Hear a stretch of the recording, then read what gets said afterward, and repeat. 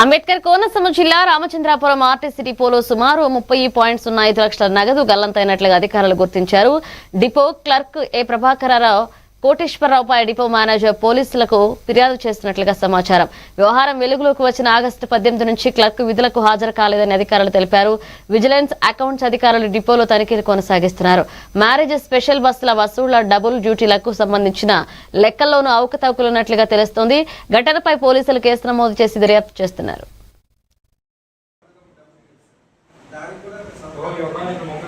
నా పేరు జిఎల్ఎన్ మూర్తి అండి. నేను డిపో మేనేజర్గా రామచంద్రపురం వచ్చాను. 3 రోజులైంది వచ్చి.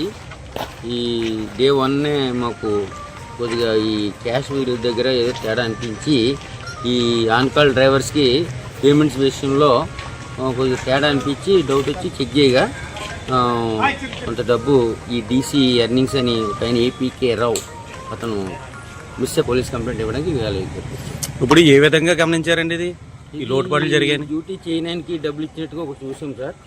దానివల్ల పసిగట్టగలిగాం. అంటే ప్రైవేటు బస్సులకు సంబంధించండి? కాదండి వీళ్ళంతా ఆన్ కాల్ డ్రైవర్స్ అని మేము కొత్తగా ఎంగేజ్ చేసుకుంటాం డ్రైవర్స్. ఇప్పుడు ఈ వచ్చాక డ్రైవర్స్ చాలక మేము డ్రైవర్స్ని ఎంగేజ్ చేసుకుని వాళ్ళకి డైలీ ఏ రోజు డబ్బులు వాళ్ళకి ఇస్తాం. అందులో భాగంగా ఇందులోంచే డబ్బులు ఇస్తున్నారు. ఆ ఇచ్చినప్పుడు 4 బదులు 6 ఇవ్వడం లేకపోతే 8 ఇవ్వడం అలా చేసి అతను అలా తప్పు చేయడం జరిగిందని భావించి మేము చెక్ చేయించగా తేడా జరిగిందని నిర్ధారణ అయింది. దాని రూపేణ మేము పోలీసులకి కంప్లైంట్ ఇవ్వడానికి వచ్చాము.